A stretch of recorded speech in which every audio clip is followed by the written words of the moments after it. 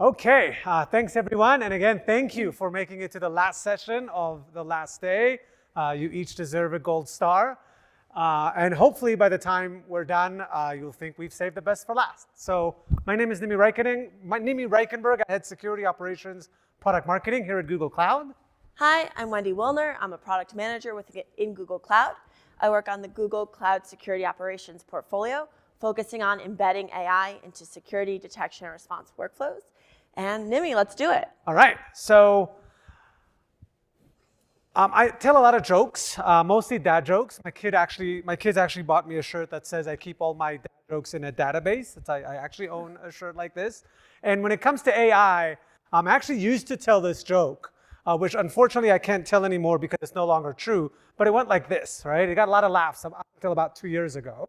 It says, what's the difference between ML and AI? It said, well, ML is written in Python and AI is written in PowerPoint, right? So that just got a lot of laughs up until about 2 years ago, but I've stopped telling it because it kind of stopped being true, right? We've all witnessed the rise of AI and large language models, and we probably all played with things like ChatGPT or Gemini, and hopefully when it comes to security operations, you'll walk away understanding that when it comes to AI for security operations, the future is really now, right? It's definitely early days for AI, but there are some real use cases that you can actually implement today as you go back to the SOC that will really transform the way that you work. And what we'll do today is actually walk through very specific use cases. We'll show you what they are. We'll go through sample prompts, and then we'll also show you what they look like in a real life product and a real life use case. So one of the reasons that we think AI is so powerful, specifically in cybersecurity, is that AI is really good at things that have actually plagued the industry for probably decades, right? One thing is spotting anomalies in large data sets, in our case, identifying threats. And AI has actually been doing that for a while now. The second thing is removing toil, right? We all know that security in general, is certainly security operations, analysts in the SOC, there is a ton of toil in the daily work that we do. The whole blocking and tackling of responding to alerts and doing investigations and running searches. And AI, as we'll see, is really good at addressing some of those tasks. And the last thing is talent, right? The good and bad news is that there is a huge talent shortage in cybersecurity. We all know this. It's good because everybody here is highly employable, probably for that reason. This is not going away anytime soon. But the bad news, of course, is that, especially in the SOC, everybody's feeling overworked and understaffed. And it's not only that, right? It seems like every job posting says, oh, we need somebody with 10 years of experience doing this, that, and that, right? And these guys got all these kind of new people entering the workforce out of college. And last time I checked, it takes about 10 years to get 10 years of experience, right? And how do we get these people who are not as experienced to do higher level work? And we'll see that AI actually can go a long way in helping more junior people do things that were typically only possible by much more senior and expert security professionals. So big believers in AI when it comes to security specifically. If you haven't been, SANS, I'm sure most people are familiar with SANS. If you're not, you should be, and go check them out. They published a research last week about AI and its growing role in cybersecurity. Go and have a read. I'll share the QR code directly so you can download it directly at the end of the presentation. But I wanted to point out two stats that I found particularly interesting from that research. One is that 75% of organizations are preparing their workforce for AI with trainings, right, about how to use AI, about AI fundamentals. It's still early days, and the good news is that even if you've done nothing up until this point, you're not like dramatically behind or anything like that, but you should certainly think about how, both personally and if you manage a team, when it comes to your team, how you start training your team and giving them the skills to use AI in security and security operations. And the second stat, which is great, is that organizations that have started use it, 71% report higher satisfaction due to AI automating tedious tasks, right? Analyst burnout is real. We know there's, that's a very strenuous role with a lot of turnover, and if we can minimize all those tedious tasks, it'll go a long way. And kind of the last bit of intro is that even within security, AI will probably not impact all areas of security in the same way. This is research from Insight Partners that surveyed CISOs, and you can see that the #1 area of cybersecurity is where CISOs felt AI has the greatest opportunity to make a difference is SecOps and threat management. You can see followed by AppSec and DevSecOps, and kind of goes down the list. So of all the disciplines of security in general, security operations is probably one that's most ripe for disruption. Quite honestly, predictions are hard, especially when they come to the future, when they involve the future, as they say. But today, I can say with confidence that security operation is the area that has the most use cases that you can actually implement today to gain value from AI. All right. So let's talk a little bit about Google's vision for where we see AI in security operations. This is a multi-year journey, so I'll preface that. But let's take a step back and talk about where we started. We started in a manual SOC. And by manual, I mean, yes, there might have been some automation, but that was all hard-coded deterministic logic. So let's say a manual SOC was just a SOC without the help of AI. In this situation, right, security analysts were responsible for researching threats or detection, or whatever it is they wanted to do. Acting on whatever incident they were responding to, and then closing. So maybe writing up an incident report, escalating, things like that. And in that situation, all of the mental burden and was landed on the human capital, in the people in the room. And that was very difficult, right? It is very difficult. I talked to a lot of SOC teams, and I have for many years, and I've never once heard anyone be like, Wendy, my team is like, we've got plenty of people, we don't have enough to do. No, that's not the case. Which led us naturally into the phase or the era that we're in today, which I like to call, or we all like to call, the AI-assisted era. And I would say now, today, September 2024, most organizations are making their way towards the AI-assisted era. By AI-assisted, I mean we have a dynamic where humans are still making all of the decisions, applying critical thinking, but are relying on AI for help. So in the scenario I talked about a second ago, where we had security analysts researching, acting, and closing, we see AI really being helpful here in the research phase, being able to look at different IOCs, different TTPs, different threats, helping with base security understanding so that people can act faster. And we'll go into specific use cases for that in a little bit. But let's step into the future. Where we see this going next, also with some technical advancement and more research, is into a semi-autonomous era. Semi-autonomous, meaning that the AI will make decisions on behalf of humans. Now, I've worked in security long enough to know that the fact that I just said AI making decisions on behalf of humans will make people nervous. And so I want to clarify that what we're talking about is low-risk actions that AI can make with high confidence. So looking at having AI help with things like researching, so researching threats, researching alerts in an environment, and then proposing a plan that humans can then act on. So that's where we have that balance of the AI doing that research and that planning, but the human making the decision. And then down the road, we see moving to a fully ideally autonomous SOC, where the AI is able to reason enough to understand the threats facing an environment, have enough context to make a smart decision, and then provide a full summary and write up to the teams. Of course, that would require the AI to have full context and the humans to be able to provide the necessary feedback and training. But that is the journey that we are on. So I'd like to pass it back to you, Nimi, to talk a little bit where we are in the assisted era. Sure. And by the way, there's a lot of talks, 10, 15, 20 years from now, will AI help us or replace us? Again, I'm not going to stand on this stage and make predictions on 10, 15, 20 years from now. I know better than that. But in the foreseeable future, I think AI will really just help us do our job better. And as the saying goes, you probably have heard this, AI will not replace you in the foreseeable future, but someone that knows how to use AI better than you might, right? So hopefully we're all taking the first step here to be able to better use AI. Okay, so before we dive into the specific use cases like sample prompts and all the cool stuff we want to know, just want to briefly cover the difference between a general purpose LLM and a specialized LLM, because in order to, you need to understand this in order to get good outcomes when it comes to security from AI.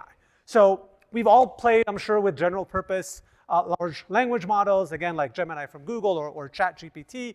And unfortunately, those models are not very good at answering security-specific questions. They're not tuned from it. They don't have the data, as we'll understand. So for example, if you take Gemini and you ask it a very specific security question, you prompt it, hey, does this file, and you copy-paste the hash from your SIM, et cetera, does it cause any specific network behavior?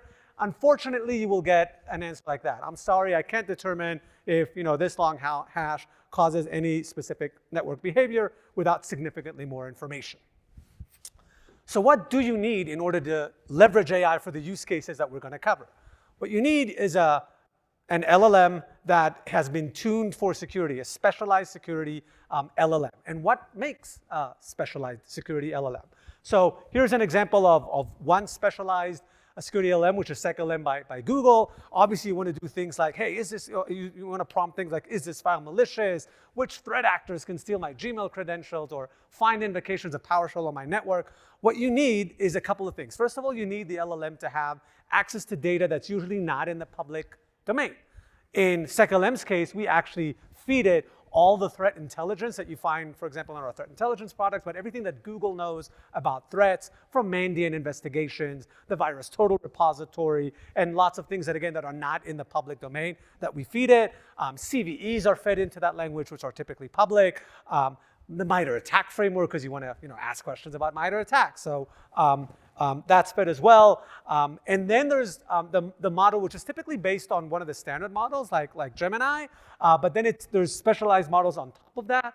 There's agent capabilities, which is how you interact with the LLM. And then it has to be really good at fitting in your data sources. Because ultimately, for security operations, you'll have your SIM data, right? Your log data, for example. And you'll have threat data. And then you'll obviously want to marry the two and ask, hey, in my network, do you see this? Do you see that? What can you tell me? So that's why you typically need a specialized security LLM to get these outcomes. And if you ask a specialized security LLM the same question, does this file cause any specific network behavior? I don't know how much you can read here, but first of all, it'll tell you, oh, absolutely, this is part of the Hangman v2 malware family. It changes these registry keys. That's the specific behavior that it exhibits, because that data exists in the model, right? Another thing that we'll talk about is, because security LLMs are generally have kind of a closed data model, that almost eliminates the risk of hallucinations, right? Which we know that's one of the things that people are concerned about with AI, because it doesn't go out to the broad internet and who knows what kind of fake information somebody put out there that it's now basing its answer off. It's really kind of a closed, or the information that is fed there is very, again, very kind of regulated, and we know what information it's basing its answers off. And the very last thing before we dive into the use case, I'm sure many of you are familiar with the OODA loop, stands for Observe, Orient, Decide, and Act. Started in the military, but much of it applies to security operations, and I know a lot of security operations teams are kind of basing their thinking and processes on the OODA loop. What we'll actually see in our use cases is how AI can make all stages of the OODA loop more effective, right? So if you start with observe, right? If you're thinking about identifying anomalies and patterns in large amounts of data, that's something that LLMs are very good at. If you think about orient, so I'm about to investigate a case and we'll sue that, and I want to actually contextualize vast amounts of data, all this data, what really matters? What do I need to know to actually start working an alert or a case? Again, AI is very good at identifying patterns, at summarizing information, at understanding techniques, and we'll show you that in the use cases. When it comes to deciding, so again, we'll see this, that the final phase of the decision, again, in the foreseeable future, will be left to an intelligent human being. I think people still, and probably rightly so, don't want AI to just say, oh, there's this guy in China who's exhibiting weird behavior, let's just cut him off the network. If that's your CEO, you're going to have a bad day, right? But AI can recommend kind of optimal decisions, kind of present you, hey, here's the 3-4 things that, based on patterns that I see, I recommend that you do when it comes to actually making decisions. And same when it comes to acting. So we've had source solutions, we've had playbooks that automate some of the activities, but quite honestly, those were pretty rigid, right? Like we've coded the playbook to kind of automate certain steps. AI has the potential to take that much further, and again, with context, kind of change things on the fly when it comes to actually making decisions. So are we ready for the use cases? Yes, let's do it. All right, so we'll share 5 use cases with you that are the most common that we see. And use case number 1 is summarization. So again, I'm sure most of us have maybe dropped a PDF in a general purpose LLM and said, hey, can you summarize this PDF for me? And again, this is something that AI does very well because all the information is there. It's not going to hallucinate because you're feeding it a very specific and closed state of data. But when you think of the work of a security analyst, making sense of large volumes of information is a huge part of our work. And explaining a lot of data in a concise and clear way is invaluable to the work of a security analyst. That's what summarization does. We'll show you what you can do. And one of the things that we do specifically at Google in our products is we check the satisfaction rate. So there's like a thumbs up, thumbs down on a lot of the features. Hey, did you like what the AI presented to you? Summarization by far has the highest satisfaction rates that are kind of approaching 100 because it's so cool, right? I have kind of a nice summary for me. You can always dive deeper and read more if you want, but I have a nice summary that helps me quickly make sense of information. We'll show you some use cases in just a second, but even the one that you see here is pretty cool. In this case, we've asked SecLM to explain or summarize a detection rule for me. So here's like, big lines of code that somebody else wrote. Does that sound familiar? Like, what does this thing do, right? And you feed that into SecLM and actually explain to you what the detection rule does. That's pretty cool, right? How many times did you try to figure out what a rule that somebody else wrote actually does? Cool. So on to summarization, I want to give some examples. So we can ask AI to answer specific questions, summarize events from a specific domain. We can also ask a more general question like, how does APT44 operate? And get a summary of all of the threat reports associated with APT44. Or I can ask a question like, summarize how miners suggest we detect access token manipulation in their documentation. And you can understand how getting a summary of that question when you're going to write a new detection rule would be really handy. But what's even cooler is when different tools have the AI summaries embedded into the native workflows. So for example, if you were looking at a security case or a security incident, being able to see a summary of that incident without needing to prompt the AI is even cooler, and that's where we see the industry going. So for example, on the screenshot that we have, we can see that we had 1 alert, 2 events across 3 entities, and the AI was able to let us know that there was a malicious hash and the IP and processes associated with it. Really cool that the AI was able to do that summary for us without us needing to prompt it. And also cool that we could prompt the AI for the specific summaries. Awesome. Awesome. So after we kind of get our bearings, the typical next process that an analyst goes through is investigation, right? An investigation typically involves running searches, getting more context, trying to understand the complete picture.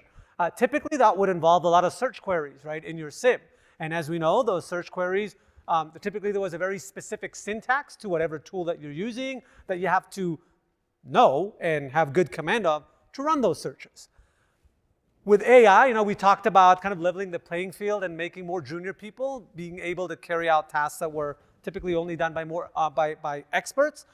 You can run search in natural language. So you can do things like, can you show me all the registry key changes under a specific path in the last week, right? You don't have to think about how you convert that to a query or run that query. Or can you search for all events associated with a specific IP in the last hour? Or show me all the service accounts that were created in Google Cloud yesterday, right? And you can just go on and whatever. You're investigating a phishing incident. Show me all emails sent from this domain on September 1st that have an attachment, right? Natural language, boom, you get the results. And it's usually not a one and done, right? We all know that security investigations typically take kind of one layer and one layer and one layer, all built on top of each other. So you can even drill down. You can, if you enter a prompt such as, show me all events from my firewall in the last 24 hours, you get a long result. And by the way, the cool thing about AI is that the capabilities kind of build on top of each other. If you get a long list, typically the summarization part of AI will also summarize that for you. So you don't have to scroll through 500 rows of results. You'll also get a summary. But then you can drill down further. Well, how many unique IP addresses are there from these events with a prevalence under 10, right? Or show me all users that had a failed login in Germany in the last 3 days. How many of those are database administrators? Just ask that and you get a response, right? Pretty cool. Let's go to a use case that I think is even cooler, dare I say it. So threat hunting, so a more proactive use case. So in a threat hunt, right, you're looking, maybe you've seen a Reddit article, maybe your CISO's asked you a question, and you want to go and you want to look for indicators of compromise. You can ask the AI, hunt for XYZ IOCs on my network. And maybe you're new to your organization and you've come from a Splunk shop, so you're really familiar with SPL, and then now you're using Sentinel, and so maybe, or you use Sentinel, and so you know KQL really well, but you don't know whatever you're using in your new environment. That's where being able to answer these questions or ask AI these questions and get natural language and get a prompt in the specific query language is super helpful. Or let's say you're doing a threat hunt and you're not exactly sure what you want to hunt for. So let's say you're concerned about some activity in the cloud, you have some high value data in your S3 buckets. You can say, what are common ways attackers compromise cloud service accounts, and how can I search for that activity? So really helping you along the threat hunting journey. Or I can ask, why is this target IP associated with 7-zip, right? So 7-zip, commonly used to compress files. It's a threat vector. We want to understand why that's associated. AI can help. But what I think is the coolest is when you ask a broader question, something like hunt for bad rabbit in my environment, or have I been impacted by APT44? And why that's so interesting is the amount of processing that the AI has to do in order to give you the answer to those questions. So in order to answer something like hunt for bad rabbit on my network, first, on your behalf, the AI will summarize all of the threat intel about bad rabbit, pull out the IOCs, take those IOCs, be smart enough to write a query for your tool that looks for those IOCs, execute that query, and then summarize the results. So it's like a multi-step process that a human would probably take, I don't know, an hour or two to do that without the help of AI, but AI makes that a lot faster. I think that's a super cool use case. Look forward to demoing some of this in a little bit, but back to you, Nimi, for the rest of the use cases. Awesome. And yeah, think about the level of expertise required before AI to do something like hunting for bad rabbit on your network, right? Okay, use case number 4, detection and response engineering. This is actually creating rules and playbooks using AI. So with AI, you can prompt something, for example, build a detection rule that alerts on 5 failed login attempts over the course of 48 hours, only if the user is a database administrator, right? You prompt your way, and a detection rule will be created. Or you can prompt your way into a playbook. Write a playbook for malware alerts, and the playbook should take the file hash from the alert and enrich it with virus total, and if the file is malicious, quarantine the file, I don't know, with my CrowdStrike EDR, for example. And you'll get a playbook. Now, to set expectations, you will, it's unlikely that you will get a perfect, just run this rule type output. Typically, what customers tell us is that it gets them about 70 to 80% of the way, right? Which is still a big, big, big improvement. You will probably still look at the output, massage it a little bit, tweak it, et cetera, to get into an actual working detection rule or playbook. But again, that is a huge game changer if it takes you 80% of the way. We've actually recently interviewed Etsy, the company that I'm sure most of you know, and they had a big SIM migration project. And as part of the big SIM migration, they obviously had to kind of retire a lot of rules in their old SIM and then write them again in the new syntax in their new SIM. And they used AI to write all these rules, got them 80% of the way. They actually carried out a big migration in a week, which is pretty mind-blowing. And a big part to that secret was that AI got them 80% of the way when they created all the new rules. But another cool benefit that they mentioned is because they used AI to create all the rules, and then again, they did the last 20%, the uniformity in their detection rules was something that they've never had, because it's like, hey, I can now go to somebody else's rule and understand it much better than I ever did, because the basis for it was all the AI engine that created those rules. So that's really cool, but what we'll show you in a bit is even cooler. You can write a prompt that says, You can investigate a case and you're doing everything, and then just at the end write, oh, create a detection rule for this case.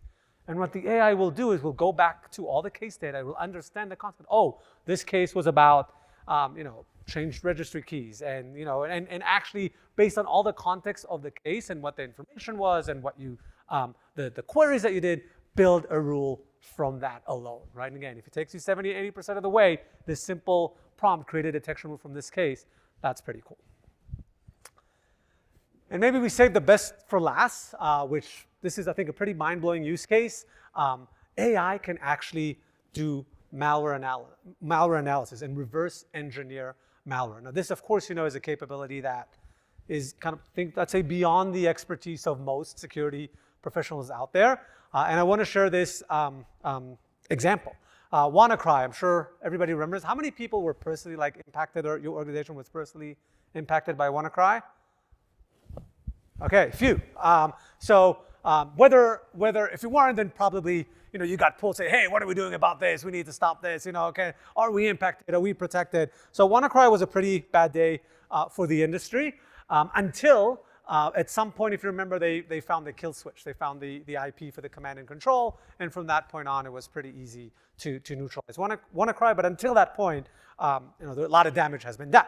So we have a brilliant security researcher at Google called Bernardo, also happens to be the founder of VirusTotal. And way after WannaCry, he experimented with security-specific LLMs, and ultimately he fed WannaCry into Gemini 1.5. And again, at the time, it had 1.5 million, I think I'm getting this right, context nodes.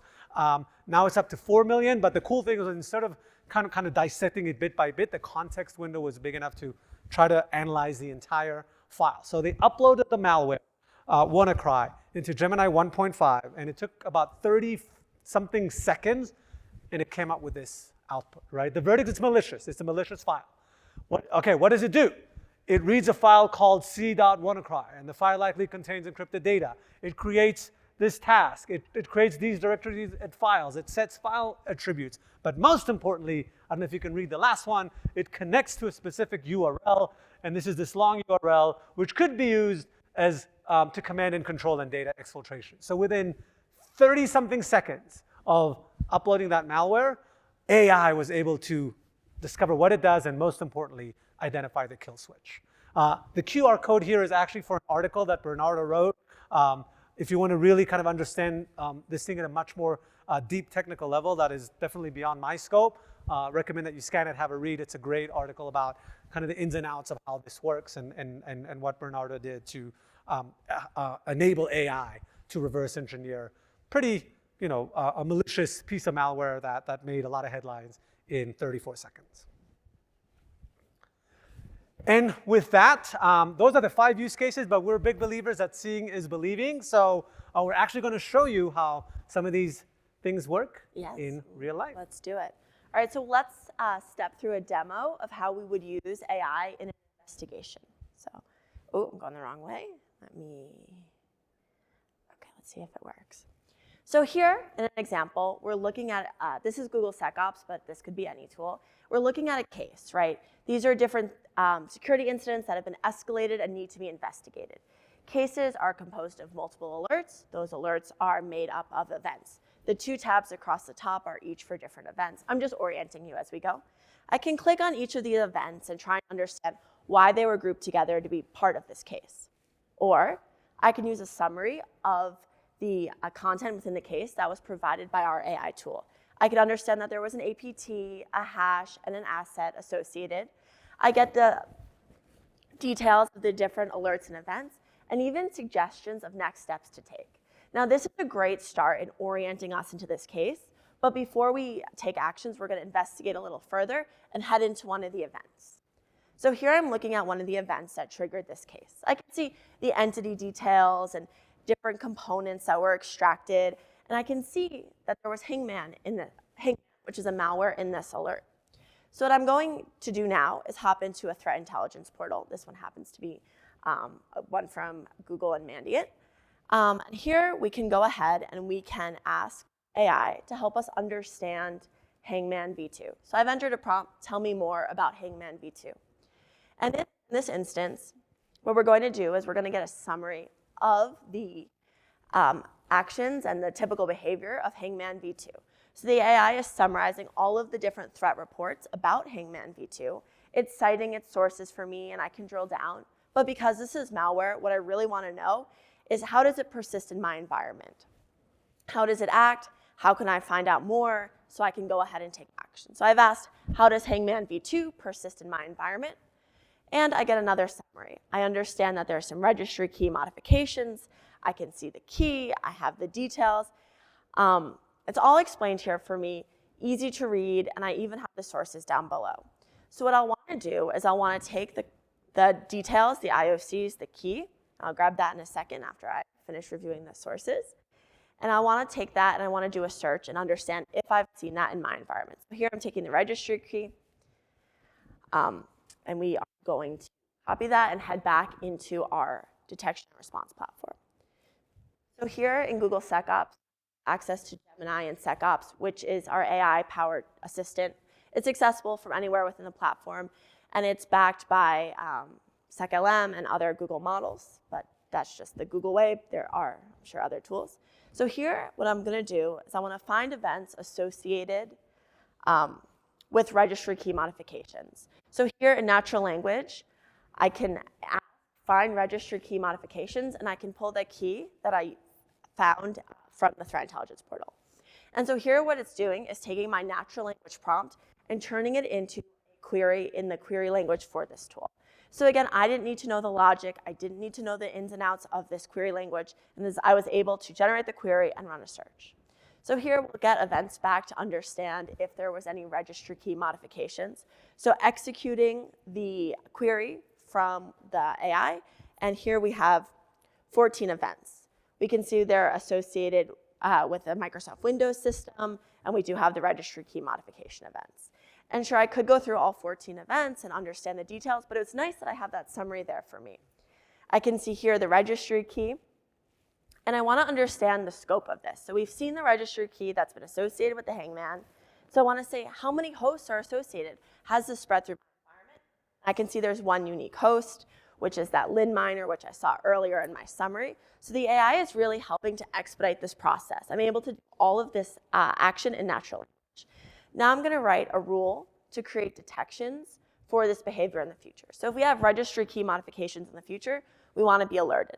So all I had to do was say, create a rule for this, and I'm able to see a rule in the native syntax, really without needing to know the syntax myself. Of course, I'll review it, I'll understand, make sure that we're 100% of the way there. As Nimi said, I always like to think about that 80-20 mindset, discarding it for the sake of this demo. But you can really see all of the artifact generation that the AI helps with. So now let's move into the response part of an investigation. So here we have a playbook within Google SecOps. Like many SOAR tools, you can create playbooks. And these playbooks can be custom to your environment. They can include your integrations. You can drag and drop different components, get the outcomes that you like, whichever logical steps you need that meet your organization's need. So what we're going to do here is we are going to create a playbook using AI. So what I'm going to do is I'm going to put the details of how I want this playbook to operate into the prompt box, right? So I want those registry key modification events. I want to enrich, right? So I want the event, but I also want to know what Mandiant thinks, what Virus Total thinks, and I want that to automatically happen every time I have a registry key modification event. So I'm asking Gemini to build that for me, the playbook. I'm specifying the enrichment. And then once those enrichments happen, I want to add the necessary tags to my playbook, right? So if we see it's a high-risk event, we want to understand that, and we want to tag it as necessary. And so I'll go ahead and we'll finish typing this prompt out. But this is really cool. If anyone here has ever built a playbook before, you know that it can take a long time to manually build it with the different steps and the different integrations that you need. So being able to being able to type in the prompts in natural language is a huge time saver. And so you kind of see, going back to the use cases we discussed earlier, the generation of artifacts, right? The humans with the assistance of AI, super helpful and super practical. So this is kind of a long prompt, so we'll let Gemini think. But what's going to happen is I'll get to see a playbook, right?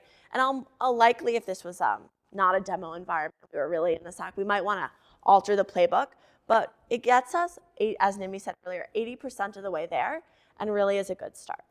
So excited to see what Gemini produces for us here.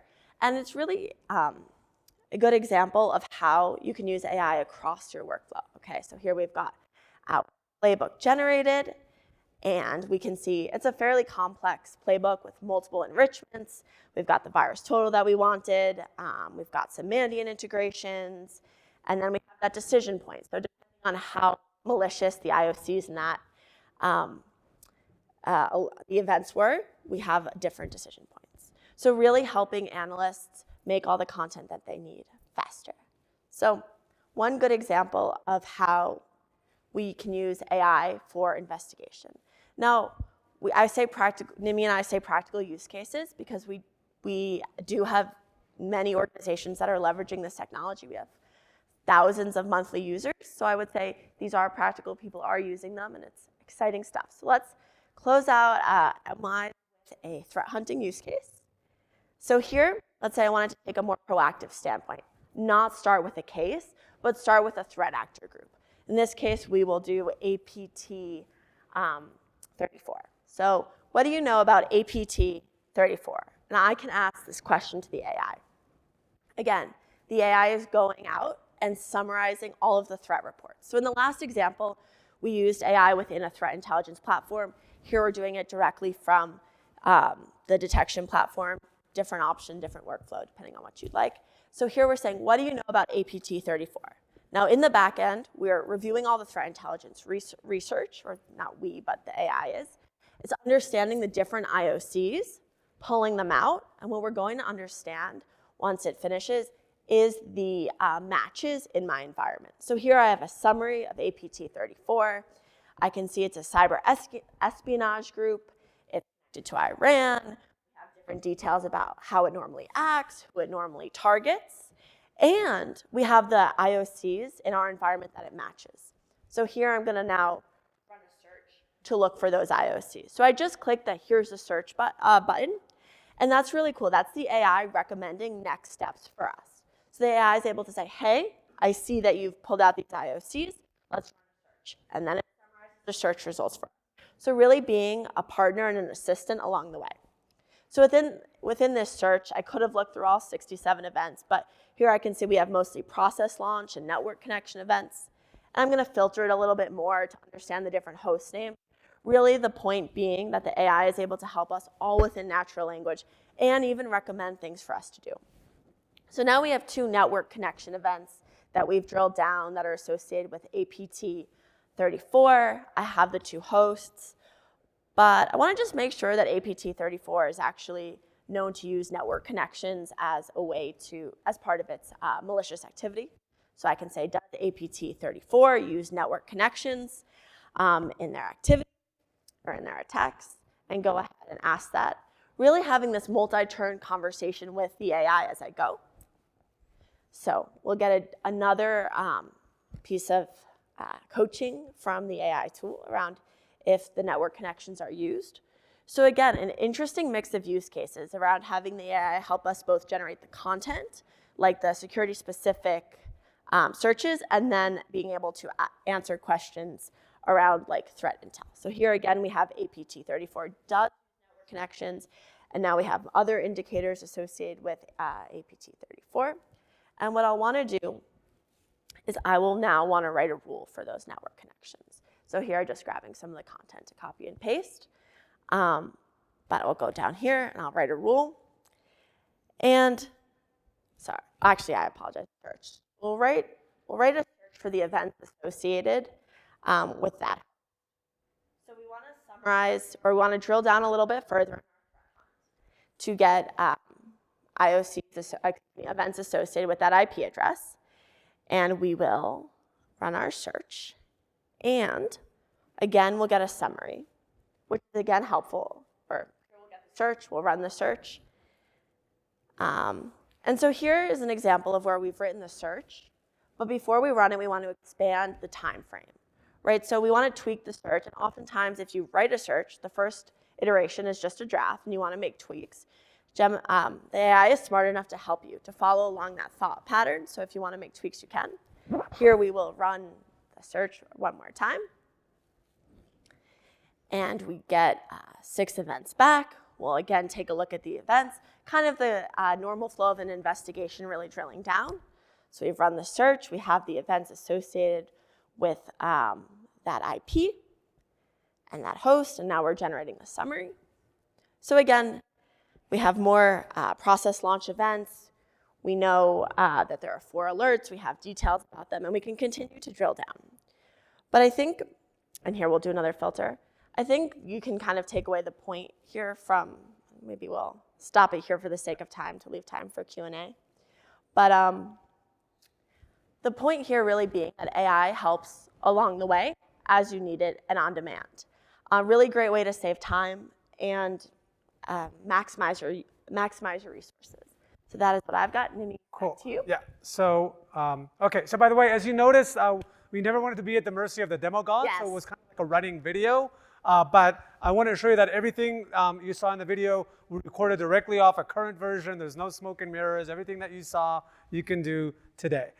Before we open up to a few questions, a couple of QR codes for you to scan with more information. One is that SANS report on the right that I mentioned about AI and its growing role in cybersecurity. On the left is a report that we published recently about the state of AI and security. It's not SecOps specific. It's also about how to secure AI in general and how to think about it in the organization. And at Google, we don't have security specific AI courses yet, but there are some great courses about understanding AI in general. They're free if you'd like to kind of level your skills. So that's what we have. Again, hopefully it was worth it to stay till the very end. We have a few minutes for question, but this is the last session, right? And my flight doesn't leave for another 5 hours, so I think we've got up to 4 hours of questions if you want. But yeah, oh, we got TSA, yes. So if there's any questions, raise your hand. I think Jessica will come over with a microphone. Is there any brave people who want to ask a question at the end of the last session? I'll say, yes, we have some brave folks. In the current iterations of Gemini, does it have the ability to understand the architecture, or is it limited to the logs that you've collected through a SIEM? That's a great question. Gemini will only summarize the logs that are in the search of whatever's in your SIEM at the time. So it doesn't understand the extended architecture, but definitely something we're looking to do in the future. Great question. As far as the SecLM, do you guys provide that? Because you guys say Google has their version of it. Do you guys provide that free, or is that something that would be a paid service? So for customers of ours that are Enterprise and Enterprise Plus, I believe, access to Gemini that in SecOps that leverages the SecLM technology is part of the licensing, and there's no extra consumption costs or anything like that. So it is embedded into Yes. existing products. So obviously Yes. those products aren't free, but SecLM is included in the cost. In terms of standalone SecLM, we'll be making some announcements, I think, sometime this year about how to access it, cost, API, all that stuff. So that's work in progress, and just stay tuned for announcements in the coming months. So again, if I understand. Okay, so again, in terms of just general availability of SecLM standalone, again, we're in process of finalizing what that looks like, and we'll be making announcements. So there's nothing, unfortunately, we can share at the moment, but stay tuned. We're obviously, there's a need. We say, okay, I just want to plug into SecLM or add my own data or build on top of it. So we're aware of those requests, and we will be making some announcements in the coming months. Cool. I have a question. All right, so I think MWise is officially over. Well Thank done. you very much for you. joining us.